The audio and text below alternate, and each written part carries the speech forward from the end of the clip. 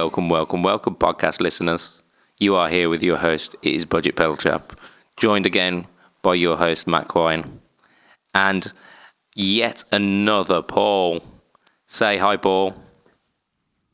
Hi, Paul. So you're never going to get away from that joke. Never gets old. You shall refer to me by the name Fletch. It makes life a lot easier. It does, yeah. We're joined by Paul Fletcher, one of the original podcast hosts.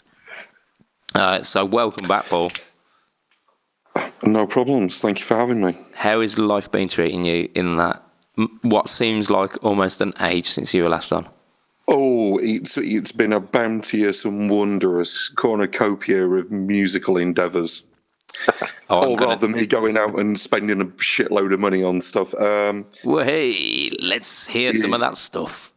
So, I think the latest guitar to the collection is the now semi-infamous faded ES335.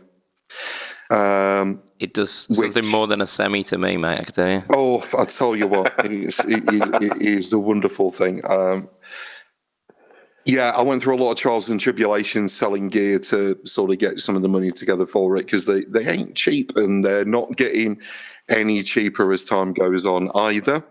As Gibson seems to have hiked the price up by about $1,000 again. Considering like the lack of wood that you get in them, you would think they'd be cheaper than Les Paul, wouldn't you? Well, you'd think so. You would think so. Something to do with a lot of people having to do stuff with them. I don't know. I think it's all excuses, personally. Yeah. But it's a wonderful, wonderful guitar. I have to say, I went from walking in to having a look for a new Les Paul to, oh my God, can I sell my children to buy this damn thing? And then, that right there is a sound investment. Yeah, absolutely.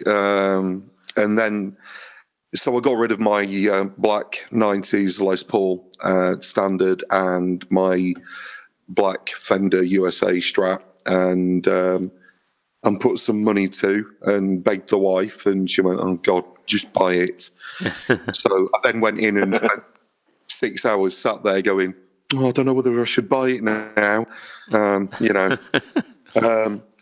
eventually my other sort of Fret Talk member, Lewis, who also happens to work in the guitar shop that I buy a lot of my stuff through, he just went, for God's sake, just buy it, will you? He's what we call your enabler. Yes, absolutely. And I think, to be honest with you, I think it's the best thing I ever did. I bought 2 brilliant guitars last year. I got my Custom Shop 60 Strat, and I've got my ES335, and buying Strats and 335s, so I've got to find something new to buy now. Oh dear. Yeah, I've bought myself a new audio interface, so this podcast has been brought to you by the power of the Audient ID14 and the Rode NT1A microphone, and they are a fine pair. Really impressed with them. I bought them primarily for doing stuff for work, but the offset is that you get a nice, very BBC clear voice when you're talking to people on Skype doing business, which is very good. I might just have to do some odd EQing on your voice so that it doesn't sound like you're better than me. Yeah, cheers, mate. Yeah, thanks. So that's that. So yeah. I mean, that's the new stuff, and I am currently in the process of getting some money together to purchase something from Lord Burrows of Eastbourne. Watch this space. He has a very tempting collection, doesn't he, Mr. Burrows? He does, and luckily for me, he's just replaced with probably 4 things. One thing that I absolutely died for last year, and he offered to shift it in my general direction, as I quite happily would have sort of gone round and knocked him on the head and taken it out the house, and it's not a guitar. I hasten to add, but Steve's such a top bloke. I think we've all said it before on the podcast. He's a lovely bloke, and he is the ultimate enabler, because he's got the kit for us look at, but a number of us have been down there and we've played the gear as well. Yeah. And that kind of got me on my journey with the stuff that I've bought. So, the custom software Strat I bought on the basis of I picked up Steve's Yuri Shishkov CS Strat, and I just went, it has to be one like this, and I can't afford that. So what can I afford? And this one kind of fell in my lap. The 335 was the same. Yeah. One of the guys brought the 335 down. I had 30 seconds on it and went, I foresee one of those in my future. I need this in my life. Yeah. We're a lucky bunch. We've got some good friends who give us very good advice, and long may it continue. Not good for our finances, but great for Absolutely our time. Not. But that's okay. That's what works for. Yeah, it is, isn't it? Yeah, we was having a little bit of a chat about that before the cast, weren't we? And yeah, we pretty much surmised that we go to work to be able to afford the guitars. The fact that we can. Some people go to work for heroin and other people go to work for guitars, and I know which one I'd rather be using. Well, that's it, isn't it? I mean, at the end of the day, you've got something to show for it, then, haven't you? Rather than just a bunch of tracks up your arms and a bunch of people trying to blow your kneecaps off you. Yeah. Don't do drugs, kids. Yeah, we've suddenly taken a very dark turn on the Fret Talk podcast. It's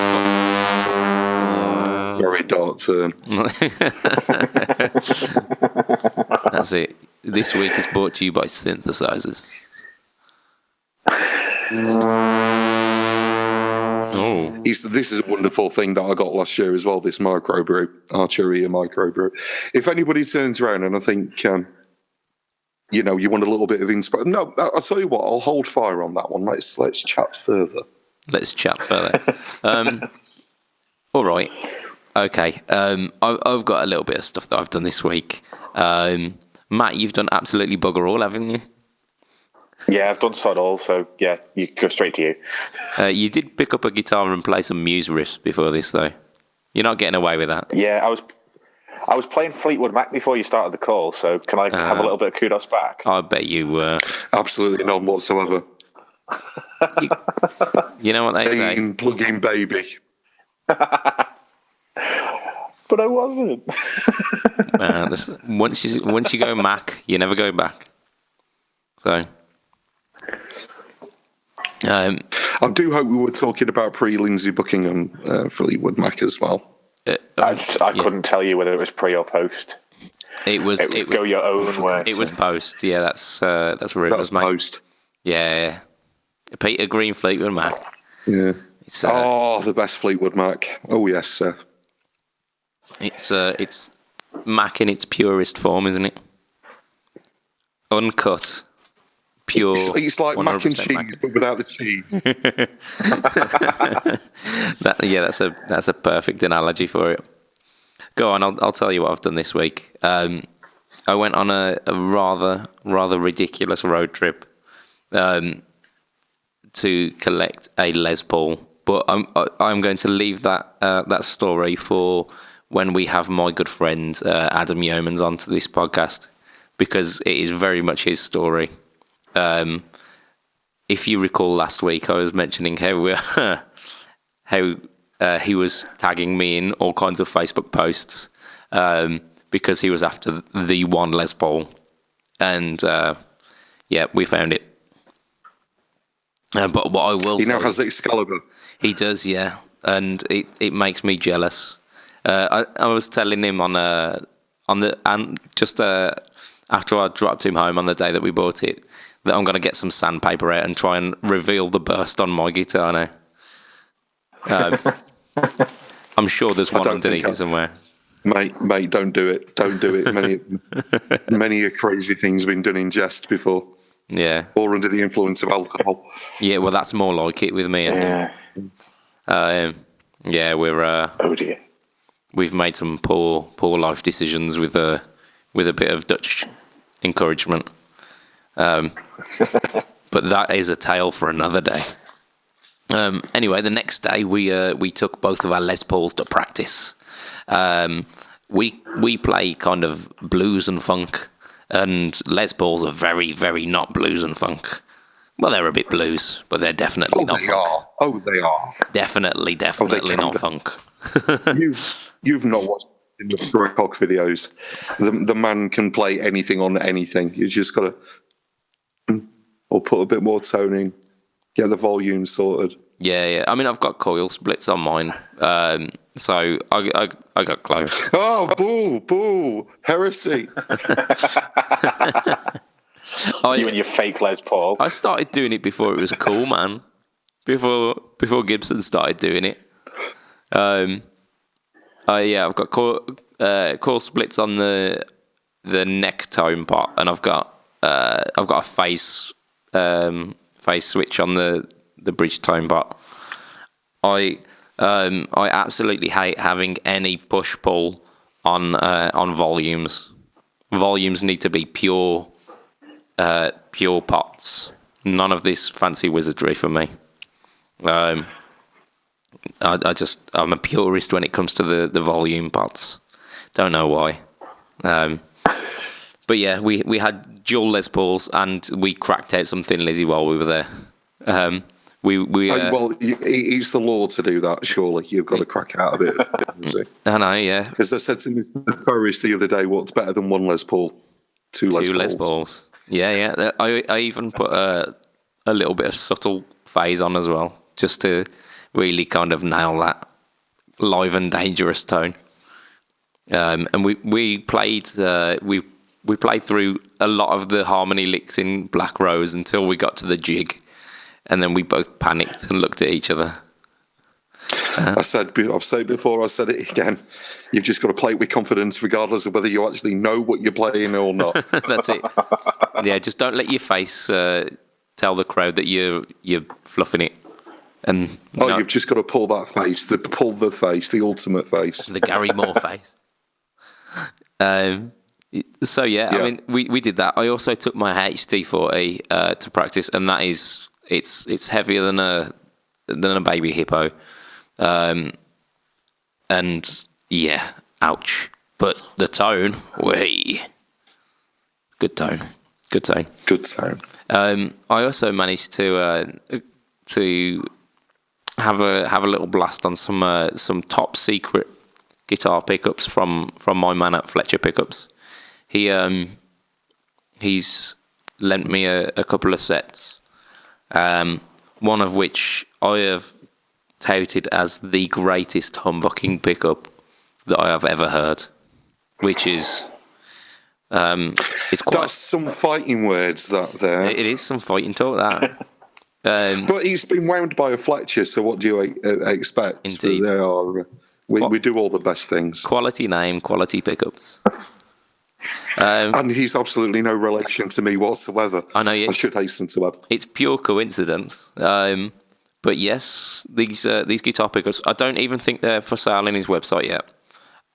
When they I'm going to have to get an old banger guitar so that I can get him to custom wind me my own signature Fletch pickup. That's it. Yeah, the Fletch or the double Fletch. Yeah, the double Fletch. That would be that'd be something else. Yeah, sign me up for a set of them. We're going to have words. Yeah. I'll get you in contact with him. So yeah, absolutely. I've got these. They're a blend of two different wire types, I believe. I don't know. He went into some mass detail, and I'm far too stupid to understand what he was saying. But what I do know is when I plug it in, it does the tones good. It sounds very much like kind of classic 60s and 70s PAFs, which you can just instantly hit an A chord and sound like Koss, or do some kind of low chugging and get that real Zep vibe going on, and it's just classic Les Paul tone, and it makes me smile. It does, however, mean that the pickups that are in my Les Paul at the moment, as good as they are, they've got to go. because It's always a difficult one. I know. I mean, the thing is, it's a tone upgrade, isn't it? And we're chasing it. All of us are chasing so. Indeed. And I know that your man Fletch is a bit of a genius from what I've heard, and I've not heard many bad things said about his pickups. So, in fact, I've not heard any bad things said about his pickups. So he's got to be doing something right. No, And I think half the thing with a lot of the pickups, that the sort of ones that everybody sort of muses about, like the original PAFs, nobody really knows how those PAFs were made, because they kind of, every single one of them from what Gibson say nowadays, are completely different. Yeah. Every single pickup that came out in that night, those 58 through to 61, sort of those PAFs, nobody knows what they were doing with them. And it's kind of the same with Fender and the Abigail Ibarra ones. She was really the only one that knew what she did. Nobody else did. There's just something about somebody doing something with a bit of wire and a spinny thing. It's very, very odd, and it bemuses the hell out of me. I mean, but the magic happens somewhere. Yeah, for any of you out there who suggest that we don't know our stuff, then we'll have you. The spinny thing. The spinny thing. That's the technical term. Use it wisely. Yeah. You've got to put it right just before the watch-a-me-jig in the winding process. And if the short comes to Stuart Treadle halfway through, you've had it. Yeah, you've gone too far then. Wind back. Too far. Absolutely. But those weren't the only pickups that I got to try of the new wave of Fletcher pickups. I tried his take on a wide range humbucker as well, in a standard humbucker housing, so it's more widely accepted, and they are not what I would usually go for, because I'm a very classic PAF sounding kind of guy, and these are not that. They're a jangly pickup, but they're very kind of transparent. They almost sound acoustic. They almost sound like you're playing an acoustic. And I found when I was using these wide range humbuckers, it was telling me to do fingerstyle guitar, and I can tell you nothing within me wants to do fingerstyle guitar. But there seems to be a lot of people doing a lot of really good stuff in pickups nowadays. I mean, I know we've just talked about sort of like, the Gibson PAFs and Aras stuff, but what Fishman are doing with the Fluence pickups, regardless of whether you understand what mojo and magic is going on there, and there's definitely techno pixies walking all over them. Even just in the standard pickup world, I think there's a lot of people starting to experiment. I mean, Paul Reed Smith guitars, they're forever sort of reworking, rewiring the stuff that's on those new 594s, for example. I mean, they are just to die for, those pickups, but they're also doing on that new series of guitars that they've just launched. They've got the wide range humbuckers on them as well, haven't they? I don't know. I've not seen that in the PRS stuff. Yeah, the PRS are the absolute masters of coming up with weird and wonderful different pickup combinations and sort of different windings and stuff. Paul, I think, is just nuts. Yeah, I think it's as simple as that. He's chasing the same tone that we've all got in our heads as well. Yeah. But he's doing it with an entire guitar company to play with. And can we just swing back and Techno Pixies would be an absolutely awesome band name. The Techno Pixies. The Techno Pixies, yeah. Yeah. The Pixies might get quite upset, and I don't want to upset Frank Black. But he's a big fella. It's not the Pixies. This is the Techno Pixies. Yeah, we're going to do covers of Valoria on the synthesizers. That's it. Yeah.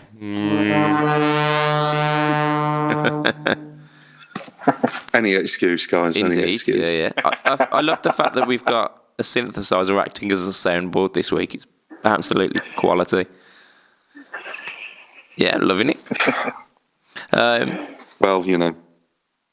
So we're gonna tackle our first kind of topic this week because we were gonna do we've done for the past 3 weeks, I think. Sorry, a round up and a round down and a round off and a round around of NAMM. Yeah, let's do more of that. Okay, let's do more NAMM. Yeah, Paul, you've not had your say on NAMM, have you? No, I mean, to be honest with you, the people that you always expect to do good stuff, they've done more solid guitars. Gibson obviously not being there. I won't go through all of that and what I think about that because that's just been done to death. But Yeah. I think Fender have got they're trying to work a different way from custom shop all the way down to sort of like standard line. Some of these reimagined, sort of alternate, sort of, historic sort of models and some of these new... the parallel universe stuff and the... Yeah. I really... even though I can't stand 90% of them, I applaud them for wanting to do something like that. Yes. Because I think it actually shows that Fender, as a brand, have got some money, they're still strong, and they've still got a lot to bring to the market. And as far as I'm concerned, I think they need a big round of applause for that. Gibson, on the other hand, not being there, nobody's got a clue what they've got lined up. And to be honest with you, it's a bit of a sad state of affairs. But for me, there were the Ibanez AZ series. Yeah, the Arizonas. Oh my God, they are unbelievably good, and I know we've chatted about them on the forum.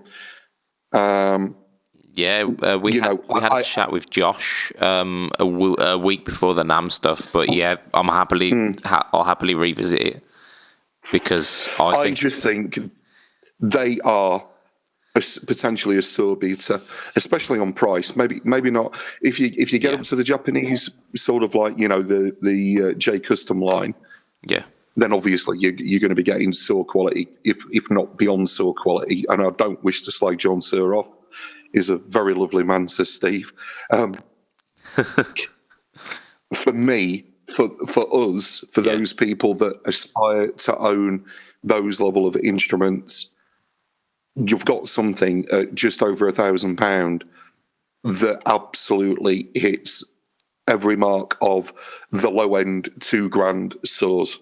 Yeah, it's an attainable Suhr, isn't it? Yeah, and I think that's astonishing that they've done that.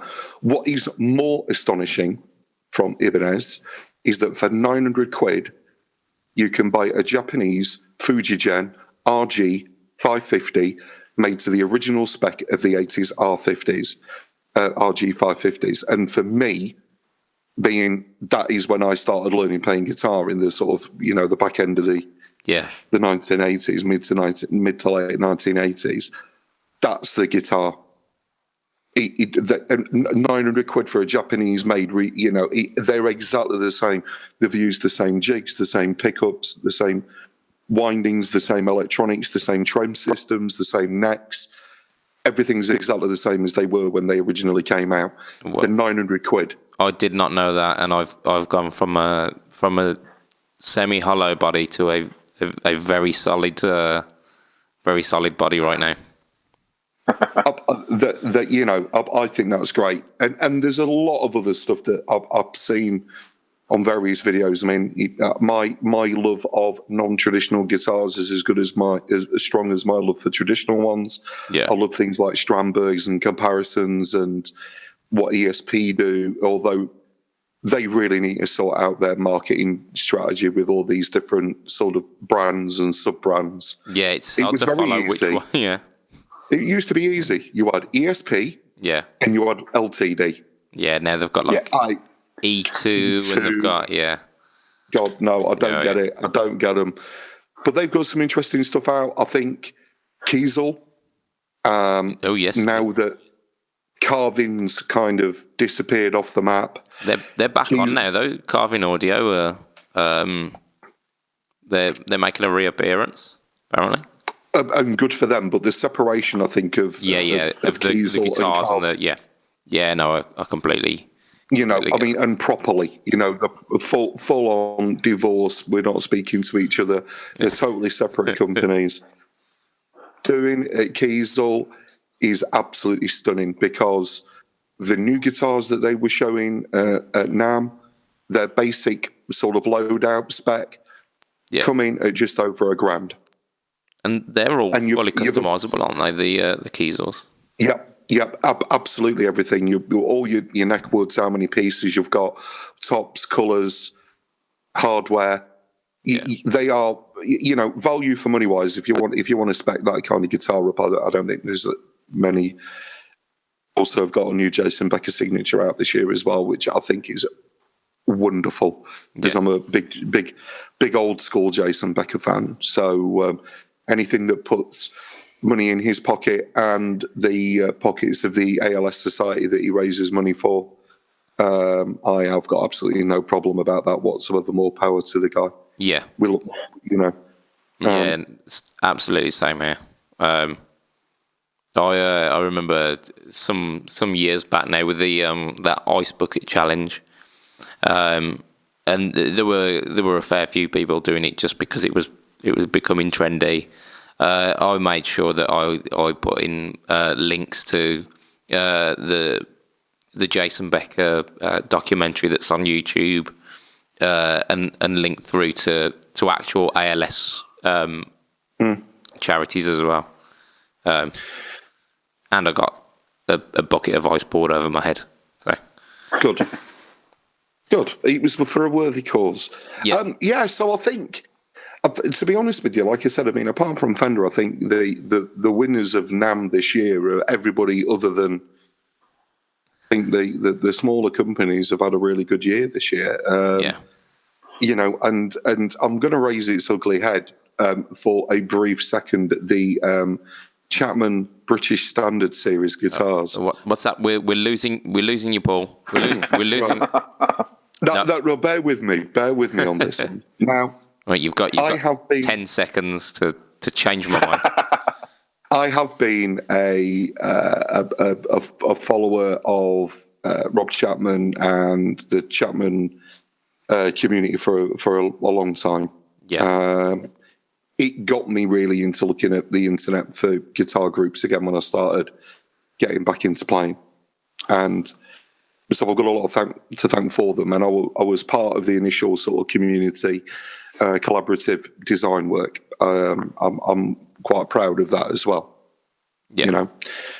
But I honestly think they've gone a step too far with these, and it's not that they're not going to be awesome guitars. They're being built by a crack team of British luthiers. They're using mentally good woods and electronics and whatever. But I don't think $4,500 for a guitar from Chapman is probably the right way to go for them. I'd much rather them seeing them doing something more in the sort of more affordable space. Yeah, because they've creeped away from that, haven't they? They started off with like £200 to £300 Chinese instruments. Yeah. Then it jumped up a little bit and kind of got the $500 and $600.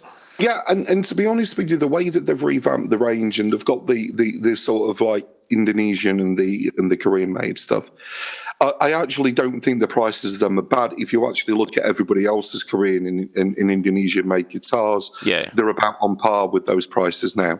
Yeah, to be honest with you, they're probably a little bit better specs as far as hardware and stuff like that's concerned, although the jury's still a little bit out, I think, on the new Chapman pickups, but we'll see. Oh, the Guitar Nivores, I think they call them. Yeah, well, they've got these new ones and they're being wound differently. They revoiced them all last year, but the thing for me is that they were supposed to be the guitar company of the people.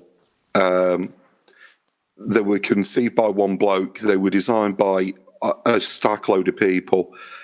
I think they've moved away from that. If they're going to move away from that, then fine. I wish him every success. I've got no beef with Rob or Lee or Matt Hornby or any of the guys at Chapman. I don't know them. I've never met them. I watch an awful lot of their output on YouTube. I know they're a real Marmite sort of branding themselves, and the people as much as anything. But for me, I think those British standard guitars, although they look gorgeous, you know what? Even though I complain about the price of a new Gibson, I'd probably put my money there or with Fender for that high-end sort of spec guitar. Or, I mean, to be honest with you, for one of those, you can almost buy second-hand 2 Nick Hubers. And I'd rather have a Nick Huber. Yeah, I think at the end of last week, because we did rag on it a little bit. The point was that if you bought one of these, the depreciation on them almost instantly would be so much. Whereas it'd be frightening. Yeah, whereas with a Fender or a Gibson or whatever, a Sir, they will hold their value much. You take a hit on them in any case. You still take a hit on them. You do, but it's going to be nowhere near as serious as it would. It's more palatable, I believe. Yeah. Yeah. I mean, my custom shop Strat was 6 months old when I bought it. It should have been 2.8. It was 2.8 in the shop originally, and I got it for 1,800. Yeah. So I knocked off all the depreciation on it as far as I'm concerned. Yeah, It's a bit like I've got a mate of mine who never buys a brand new car. He always sort of gets a 6-month-old pool car because all the all that sort of like 30 grand cars now suddenly £15,000. Yeah, no, it's lost all the profit margin. Yeah. It's completely sensible. But from what I've seen, the depreciation on Chapman's other ranges has been they tend to lose horrific. Yeah, over half very quickly. So unless and I think it's a shame because they're actually pretty good. Yeah, I don't know. I had one. Well, the new ones are a lot. Well, the new ones are a lot better. I think they had some quality control issues. I think you tend to find. But I mean, I've seen it with Gibsons. I mean, I've been in the guitar shop when the boatload of Gibsons has come in, and out of 12 Les Pauls, 10 of them have gone back. Yeah. So, quality control can hit big or small companies. So, but it's unfair to rag on them for that. Yeah. Anyway, that's my NAM. In any case, I say yay to the little guys. Pedals mega strong again this year. And some cracking new designs. I think. I don't recall seeing as many pedals this year as we have in previous NAMs.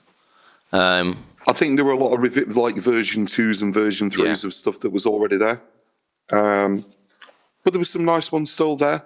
Yeah. The JHS one that's literally got every tube screamer in the world built into it. Oh yeah, the Bonsai.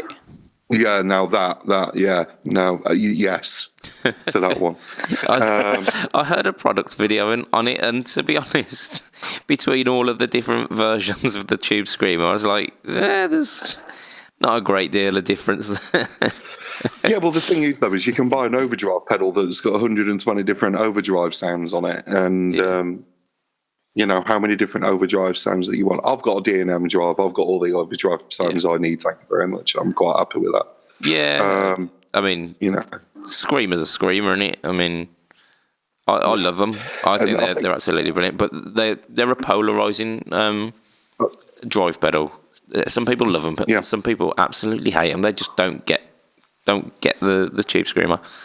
No.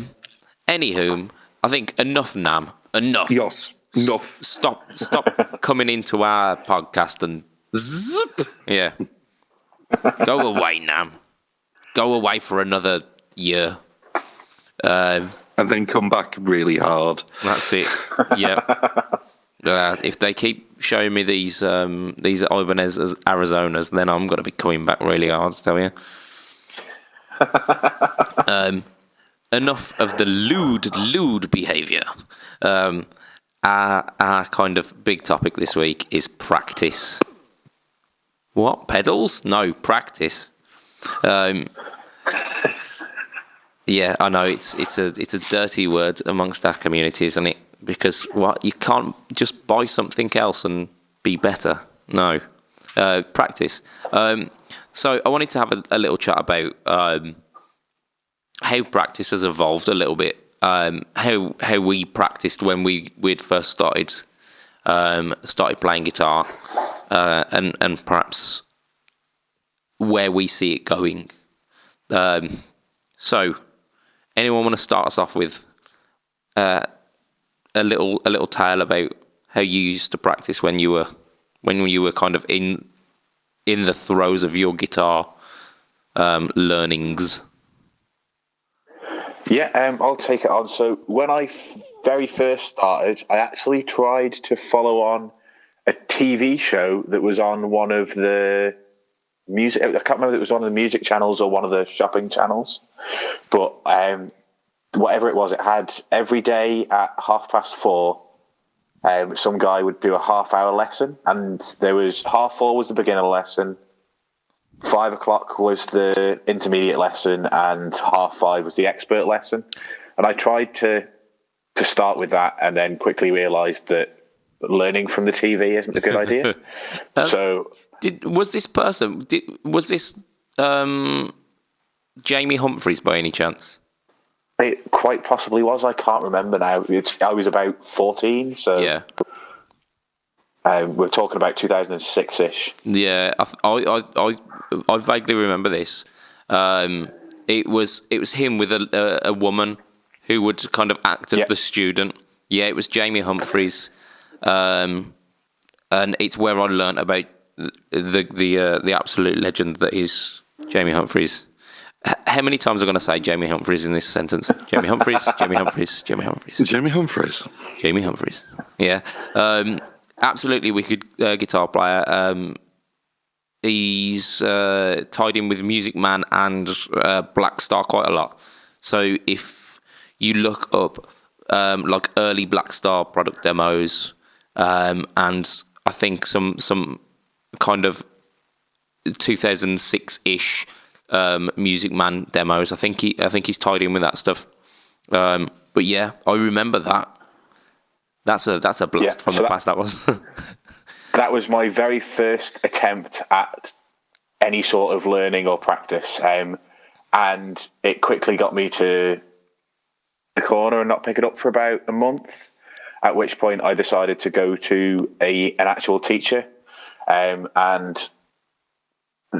decided that would be the way to go. And my teacher very quickly said, right, rather than focusing on a particular song or focusing on a particular style, what is it that you want to be able to do? And I said I wanted to be able to play classic rock because that's what I was listening to at the time. Get chicks. So,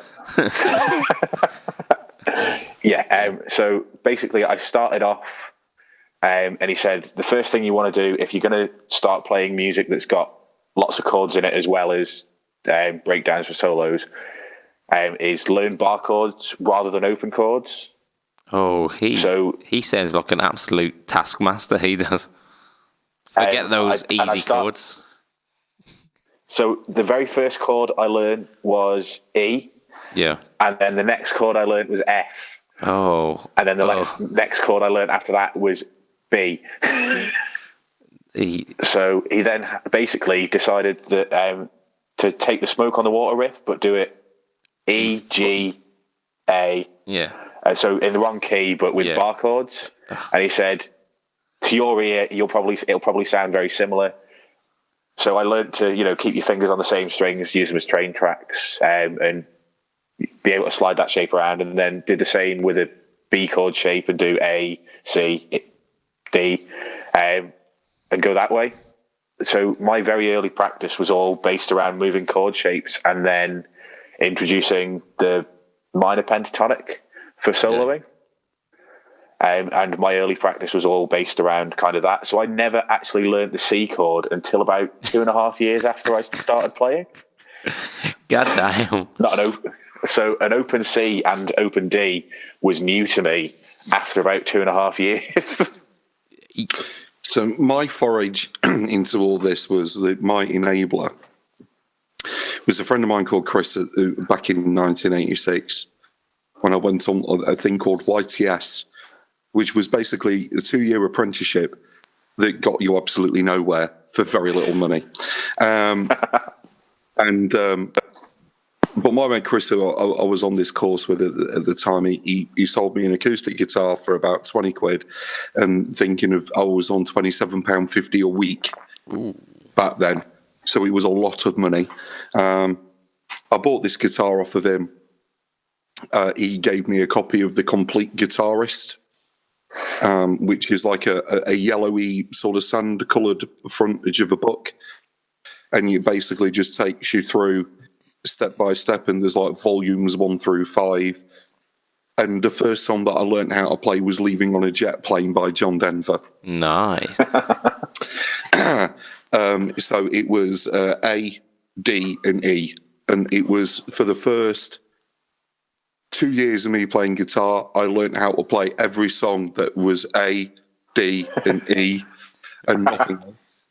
And then a friend of mine called Adrian West, who's an absolute god on guitar, gave me some lessons on the first electric guitar that I owned, which was an Axe, which I've spoken about before in the embryonic days of this podcast. Bought out the back of Kerrang magazine for £79 with a free battery amp. It never stayed in tune. He never intonated. Not that I knew what intonation was back then. He never did anything. It was barely a guitar. It was more of a couple of ropey bits of wood put with some strings attached to it. They were awful. But he taught me some real basic sort of stuff about power chords and what power chords were and why they were being used. Yeah. And I used to sit there in the hash den that was his house at the time, getting passively smoking, getting progressively sleepier while listening to Frank Zappa and Cacophony and Joe Satriani and early Steve Vai and Jason Becker and all Paul Gilbert the first time I was there, and Frank Gambale, and all of these sort of jazz fusion rock sort of guitar virtuosos. Yes. And he said, I'll tell you what, go out and get yourself a Hot Licks video. That was the Hot Licks videos. And I got a Hot Licks video. And you know what? To this day, I still track them down on strange websites that you shouldn't be going to. Because there are things that they taught on those that I don't think they've ever taught again by mainstream.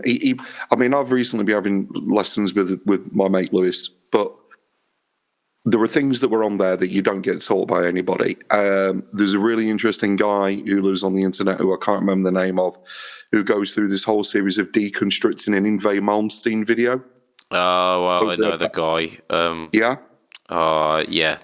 Steve, and it's all about Steve something or other, isn't it? Yeah. That's it's all about picking technique. Yeah. And about the fact that he couldn't figure out how he was possibly playing something. And then it clicked in his head that he wasn't actually doing what he told everybody he did. Yeah. Yeah, there was economy picking in it, weren't there? Yeah. Where he tells everyone that he's alternate picking everything. Yeah. Yeah. So it's really interesting. There was a lot of stuff about at the time and everybody did all that sort of stuff. Bought tapes, slowed them down. I mean, I had a mate of mine who had a little Tascam 4-track that literally used to put tapes in and just slow it down and learn sort of Megadeth solos from that. And I didn't have the patience for it. And then the guitar got put away and I didn't play for years and years and years. So just one question. This one's kind of for our younger listeners. What's a tape? Yeah, exactly. So for our youngsters out there, a tape it's a little bit like a CD. Do you remember CDs? Because at this point, oh yeah, yeah, right, okay. I mean, but that's all we had. I mean, I mean, every now and again we'd buy an import copy of Guitar World magazine. Oh yes, it used to be imported by Comag. I can even remember the white label on the front of the bloody magazine that they used to stick over it. The only place you could get them from was W.H. Smith's. They used to charge you about 3 times as much as what it cost in US dollars in pounds to actually open the damn thing up. They were ridiculous. And the big one that had the biggest impact on me was the Steve Vai Complete Guitar Workout. Oh, yes. Oh, my God. Now, Steve Vai has recently on Guitar World, on the interwebs, started doing this is how my guitar method, this is kind of how I, start people off. Right. It's bullshit because I have still got a copy of the Guitar World Steve Vai guitar method, right? And that means that what you've got to do is make your fingers bleed from playing the most ridiculous things, from being a complete novice for 17 hours a day straight, without food or drink, right? And that's what he told us back in the 80s. Yeah. And if he's telling us something different now, he's lying. That's it. Food and drink is for the weak. I want my money back. I've got quite a similar Steve Vai related story actually. I'd probably been playing for about 4 years or something by this point, and I had a little bit of disposable income at the time. Total Guitar did a shred special, which was the coolest thing going. Oh, I remember that evil bag of shit. Yes. And it had the Steve Vai 10-hour practice regime. Because that's the cut down version. Yeah, the light version of the 17-hour marathon. I had a go at some of those. I managed to get past the first page eventually, and then I gave up. But there were some strange kind of. It's almost like tongue twisters, but for your fingers. Yeah. And I actually still use the legato 1 2 3 4 2 3 4 1. Yeah, 3 2 1. Yeah, 3 4 1 2. Yeah. I actually still use that to warm up to this day. Yeah, that I've done that before. I used to give that to students, and they hate me, and I don't blame them. It's horrible. It's horrible, but it serves the purpose of warming your hands up, which is the only reason. It does exactly that. But I think what we've got today for guitarist learning, so there's so many bits of software and things like Musicism and what the guys from Musicism are doing on the internet. YouTube has absolutely democratized learning how to play not only guitar but keyboards and uke and learning how to sing correctly. Just there's any skill that you could possibly want, down to like changing a car battery. I have repaired several washing machines and tumble dryers with the help of YouTube. Via YouTube tutorials. Yeah. But I mean, YouTube is almost like ubiquitous with learning these days as well, isn't it? It's a great platform. I mean, I use another one called Udemy as well, which is like an aggregator for online courses, and I do stuff for work and pleasure from that. I've just bought a Logic 10 course. In the sale, I got it for a tenner. It should be 200 quid. That's quite a discount, yeah. And it does vary. I mean, the quality of the course materials and stuff varies from person to person. Yeah. You could well be learning some crap technique by watching some of these guys on YouTube. But to be honest with you, anything that gets the instrument into the hand of somebody that's enthusiastic enough for them to actually start to play, that's what I lacked. Because having learned leaving on a jet plane and Mull of Kintyre and playing those, plus all those other songs in AD&E, for as long as I did, I didn't want to play guitar again. And it wasn't until AD went, no, actually, there's a whole world of stuff out there, and you may well pick up and put the guitar down several times in your life before you get to a point where you actually want to play. That's been my last 3 or 4 years. Yeah. I mean, the last 6 months I've improved probably 1,000 times better than I ever had done before then. Yeah, just the wealth of knowledge and experience which you can get for next to nothing these days is immense. YouTube as well for backing tracks, just for tracks that you can just practice melodic phrasing. Yeah, different rhythms and styles and stuff. I've got a little app on my phone that does different drum beats and stuff. I'll see if I can. I'll see if I can make it work live on the radio, folks. Man plays with phone. We're gonna be hitting that millennial demographic now, aren't we? They love that shit. It's called Drum Beats Plus. Well, hey, I think I might have that. So you got stuff like that. Oh, that's horrible. What was going on there? It's Busy Kick Fusion from the Jazz Pack. I've been playing a lot with the Jazz Pack recently. Look, it's better than a metronome as far as I'm concerned, because playing to a metronome is boring as shit. Yeah, it's got a groove, hasn't it? Whereas metronomes have absolutely zero soul. Yeah, absolutely. And you can say what you want about the Confederate flag, but Pantera had groove, right? They were one of the heaviest bands in the world, and they had groove. Oh, yeah. And if you can't play with groove and soul and feeling, then your playing's worthless as far as I'm concerned. I can't. The older I've got, the more I appreciate technical playing. So I love gent. I love some of this. Meshuggah are one of my favourite bands. I've got a Meshuggah t-shirt on underneath this hoodie. Yeah, the hoodie professes your love for Doors. Paul J. Yeah. Actually.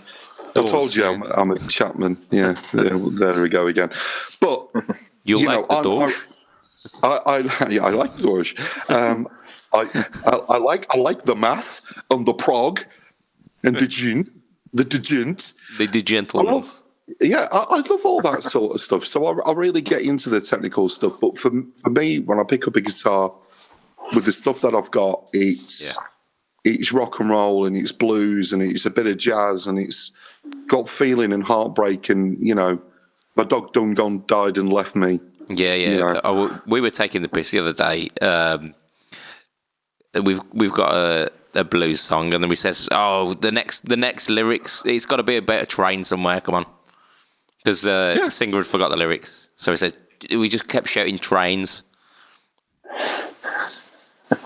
Which is fine unless you start shouting about the, 125, the precursor to the advanced passenger train, which is now being replaced. I think, that's probably a little bit too specific.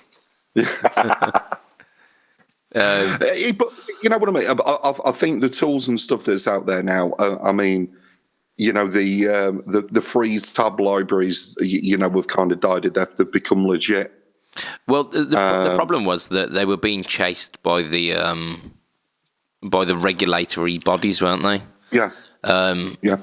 And the one that I used when I was a wee nipper in the guitar community was PowerTab, and it was absolutely brilliant because it was all kind of community sourced. Which meant that the quality again would vary somewhat. So you'd get some brilliant tabs, but also some really shitty ones. But it was all free and it was all kind of community spirited. And then more and more it started getting clamped down on, and it ended up just shutting down. And this is, I think it's a bit of a shame, but I mean, I still have a quick look from time to time if I just want to know what the chords are to a song that I can't be asked to work it out myself, and I just want to quickly figure them out. Oh, yeah. But I think, like I've said, I think the big game changer in practice has been YouTube, silly apps for phones and iPads, and I swear to God, I'm not saying it just because I want an excuse to do that. Buying a different musical instrument, right? Yeah. Getting something different. I mean, my wife bought me, stupidly, for Christmas. Why are you showing us a butt plug? A little drum set, right? Which she got me from God knows where, some cheap ass shop. Right, and it's that allows you to track real drum tracks, doesn't it? Yeah, I've followed the Glenn Fricker method. I love you, Glenn. He's a legend. I love Glenn. But just getting another instrument, something completely different to what you normally play, and use it as inspiration to do something on your main instrument that you want to play when you've got that block of, oh my God, I don't want to do anything anymore. I mean, I've got a bass behind me over there. I love Ono Plink in that, even though, like I said, it's not my main instrument. I have played bass in a band. It's interesting to just keep on that. Yeah. This little synth was a couple of £100. Wow. And it's great. Yeah, and I couldn't.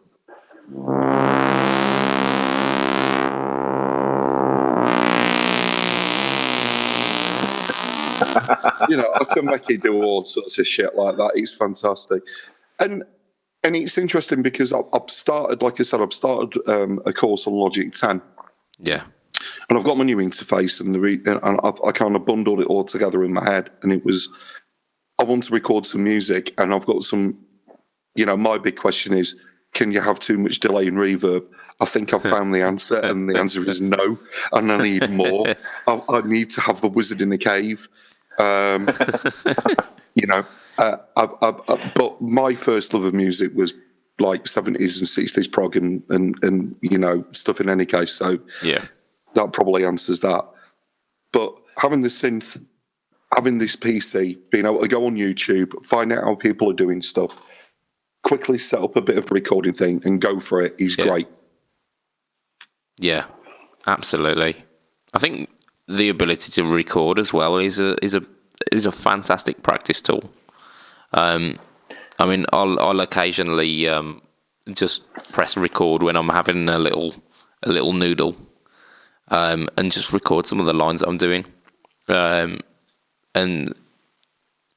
I mean, you'll find like a good 50% of it is recycled, but some of the times when you really get into it and really kind of lose your inhibitions, you find that you create some absolutely beautiful melodies and some really cool patterns, which is why recording it's great to have it then saved. Yeah, I agree. I think, and again, from back in the sort of 80s when tape was the thing that you recorded it on, and then it went to CD, and then we started getting the first sort of hard disk recorders and MP3 recorders, and then this change over to full-on DAWs. I mean, we've made massive advances in such a short space of time, technology-wise, around guitars.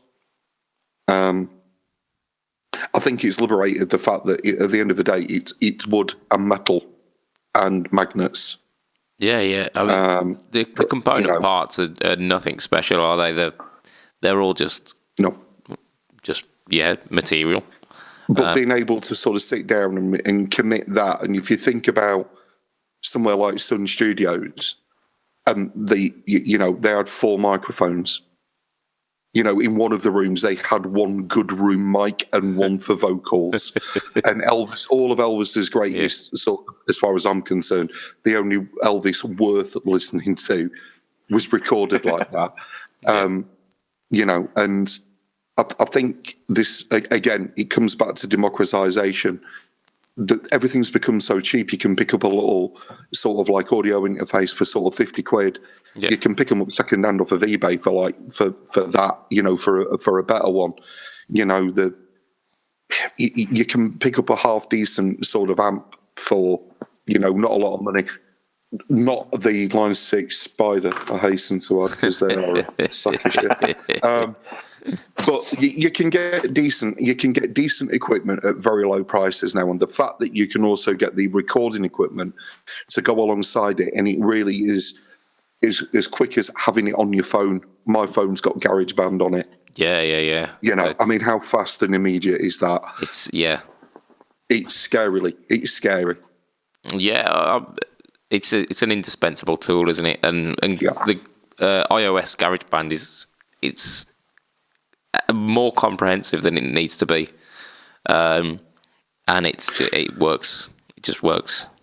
Well, the fact that you can go on iOS on the App Store and you can buy a Moog synthesizer that would cost you the best part of $3,000 for $29, and you can move the wires and you can play with the filters and you can do all the stuff that you could do on, for that amount of money. Yeah. And Moog are quite happy they're making money off of it. It's frightening that we've got that amount of computing power. And like I said, I work in IT in any case. So, I think about this stuff. Yeah. You carry it around in your pocket. Yeah. And you can do everything with it. It can be an instrument. It can record instruments. You can watch videos on how to play an instrument. Yeah. I think it's never been a better time to be a musician or an aspiring musician. Yeah, definitely. I honestly believe that. Fuck practice. Get out there and play, guys. Let's do this. Let's do this. Yeah. Oh dear. Just the kind of pedagogical side of me suggests, just practice a little bit, please. Now, Mrs. Burton, who was a primary school teacher at my kids' school, went on that practice makes permanent. Oh dear. What a knob.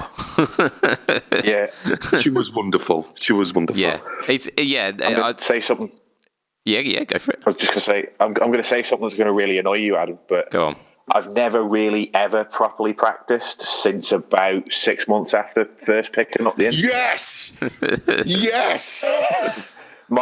I've never ever used a metronome or a drum beat in my entire life. Oh, dear. Other than an actual drummer once I got into a band. And basically my practice has either been sticking on a backing track and improv. That is practice. You lied. You liar.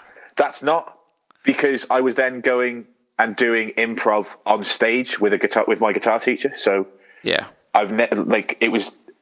still practice. On the route to just exactly the thing that I was going to do. And the other things I've done is play the songs that I need to play in the band. That's practice as well. Oh. It's not, though. It's not practicing the truth. I've never, ever sat down and run up and down a scale. That's not the only type of practice. That's not the only type of practice. I've never warmed my fingers up ever in my entire life. The first time I play the guitar, I'll play one chord to make sure. Oh dear. I'll play one chord to make sure it's in tune. That my guitar is as loud as it needs to be, and then the next time I play some noise, it's the first song that we play in the set. Glorious! I salute you, brother. I mean, the thing is, I'm ready to rage quit here. No, shut up. It's different. At the end of the day, it's different strokes for different folks, and some people work better that way, and some people sit better. Classical position with a metronome, running the scales, and people that do that, I am absolutely fascinated by it, because I could never do it. They're usually not too great at parties, though, to be honest. No. But, to sort of link Naam and practice together, the one thing that I found really interesting was Tosin Abasi, having sort of gone around with his new guitar for the last 3 years with Ibanez on the headstock, has now got Abasi guitars. Yeah. Now, there's a kid who sat and practiced every day, for 17 hours a day, following the Steve Vai guitar method. From Guitar World, goddamn you. He dug out the tapes. Yeah, he got the tapes, yeah. I mean, the thing is that, I like I said, I get that, and I get the fact that some people want to do that and want to practice that way. Yeah. I absolutely do.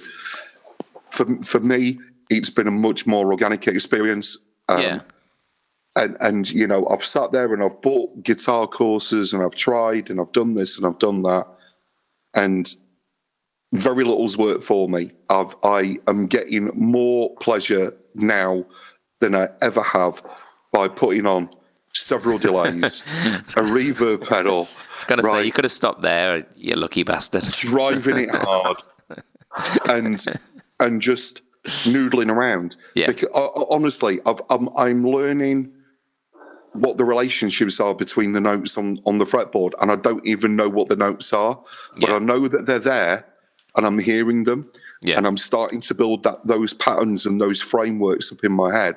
And I think what's probably happening is, somewhere inside, there's another fellow Yorkshireman, a little bit of Mr. Alan Holdsworth, sort of still lodged in my head somewhere, that's sort of finding his transmissions from across the ether now he's passed. And because I think that's how Alan Holdsworth basically learned it. He didn't understand what musical theory was, so he went away and redefined it for himself. But he did it really early on in his career, and that's what worked for him. He was a bloody beast. He was. God, he was. Absolutely. And much missed. Much missed. He used to do 4 notes on a string patterns. He must have had massive fucking hands. Yes. And you know what they say? Big hands, big gloves. Yeah. So we're gonna kind of wrap up with a couple of questions tonight, because go for it. So yeah. That's our official questions jingle. Well, it's better than Joe Bleeding Branton going, right there! Voices. I don't know what you're talking about. So, yeah. Come up, me bra. Oh, dear. So, yeah, when I was prepping the material for this, because believe it or not, this is actually planned. Is it really? I mean, yes, it is. But yeah, when you could have told us. I know, yeah. It's all written on the back of my hand. It's on a need-to-know basis, and we really don't need to know. Yeah, I'm a facilitator. Come on, get on with it. Yeah, I am trying. So yeah, I was writing up the show notes for this week with a rather perplexed look on my face, and my wonderful, beautiful missus looks over at me, thinking that is a man who needs some help. Yeah, you are. She often does. She often does. I wonder why. So she decided to put her own listeners' questions along. Even though I don't think she's ever listened to one of the podcasts. But yeah, so she'll have to now. Well, yeah, because she features. Ask away. So question number 1, and this is one that I needed to be very careful with. She said, "Girlfriends or guitars?" Guitars. Next. Guitars. Guitars. I don't think I love my wife very dearly, but I did explain to her a few months ago that I have been figuring out which guitar it is that I can carry as well as pick her up from a burning building. Yeah, she's got legs. She can carry one of the others, can't she? There you go. 2 saved then. Yeah, I mean, you've got to have an escape plan, haven't you? Absolutely. Yeah. Yes. Especially if you put the wedges on the doors. So for me, it's a simple question. I mean, you can have more than one guitar and they don't get angry. And if you have more than one girlfriend, catches up to you, doesn't it? Couldn't possibly comment. I find one is more than enough. Yes, what's Far too much, if you ask me. You've got more than one guitar. Talking about guitars. Yes, the Greg Koch quote that I watched on a video earlier on today was, "What if I wanted to disappoint two people? I'd invite my parents to dinner." Yep, true that. Question number 2 she posed to the podcast. A very wise question. Does turning up to 11 really sound better? Yes. I think there's no argument there, is there? Yes, completely. It depends on what it is. Matthew, If it's the Line 6 Spider 4... You're saying yes wrong, Matthew. I'm just saying that certain amps sound shit no matter what volume you put them at. Absolutely. Like the Line 6 Spider series, for instance. You're playing the devil's avocado. I am playing the avocado. He'll be pleased. I don't think he gets many mentions of his avocados these days. But if you've got a decent valve amp, then stick it on the loudest you can possibly do without bleeding your ears. That's it. Hey, I'm even gonna go as far as to say even a modelling amp or a solid state amp, because once you get the speaker involved, once it gets past a certain volume, you get so many like rich bass frequencies that aren't present at lower volumes. So even that Spider Line 6 whatever. No, you're wrong. It might sound bad, but it sounds less bad if you turn it on. No, it sounds loud and bad. All I'm going to say is Marshall MS2. Oh God, no. Oh yeah, there's no redeemable qualities with that amp, is there? I don't think that's an amp though. I don't think I can really justify calling that an amp. I would at best say. No, I mean we could always bring them. You know what? Let's qualify this because I think you were right to do so. Some of the newer ones, the Katanas, they sound glorious no matter what volume you've got them at. Very impressed with them. Yeah. Some of the modelling kit, so like the Headrush and the Helix and the Axe effects, again, they're designed to be played loud. They're designed to go through PA systems, so they sound good. Yeah. Yeah. Unfortunately, I think some of the manufacturers out there haven't learnt their lessons as well as others have. I'm calling out you, Marshall Code, and I'm calling out. But Bender. They are the true sound, right? And while their specific sounds are okay at okay volumes, they don't handle volume very well because they were never designed to handle volume very well. And they can't do any of the others. So the Marshall can't do the Fenders, the Fender can't do the Marshalls, no matter what you say. You know, you've got to have a decent amp. It's the one massive bit of snobbery I've got. But if we factor in lunchbox amps and the fact that you can get an absolutely blinding bit of kit for a few £100, you know, that will get you on the journey in a little second-hand 1x12, I don't think anybody's got any excuse nowadays. Next. Definitely. I think next is our... Dr. Fletcher is in the house. That's it. Absolutely busting through the content. I think that'll be us for tonight, to be honest. We're at an hour and something. An hour and plus than an hour. So, yes, tonight we have been the Fret Talk podcast crew. If you want to catch me online or just in general, go facebook.com/budgetpedalshop. Go instagram.com/budgetpedalshop. Go youtube.com/ I'm not going to try and even bother with that. Just go in the show notes, you'll find me, or type in Budget Pedal Chap on YouTube. You'll find me easy enough. Generally hairy looking chap.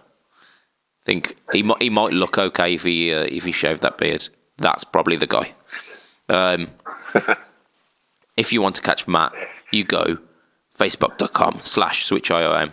And if you want to catch Paul, you go Well, Paul. you can get me on Twitter at UK Fletch. but I keep my most intimate secrets for those that I love.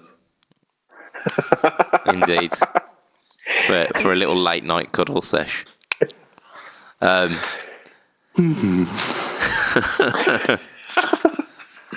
So this would be a perfect time for a synth swell.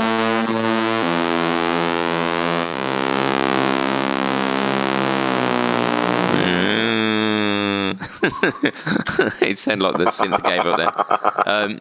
If you want to catch us online as well, all of us as a group, you go into the Fret Talk Podcast group, Facebook groups, Fret Talk Podcast. You can find us there. You can get your thoughts, opinions, and news stories put onto the podcast. It helps us. If you want to really, really help us, share this podcast with all of your loved ones. All of them. Yep. Make them all subscribe. And 5-star reviews also help us. Doesn't matter if you don't like us. Give us a 5-star review anyway. It helps. Agreed. So, from myself, the most budget of all budget pedal chaps, there is only one. From Mr. Matt Quine and Mr. Paul Fletcher. This has been Fret Talk, episode number 31. Good night. Good night. And good night. Auf Wiedersehen, Beth. Alright.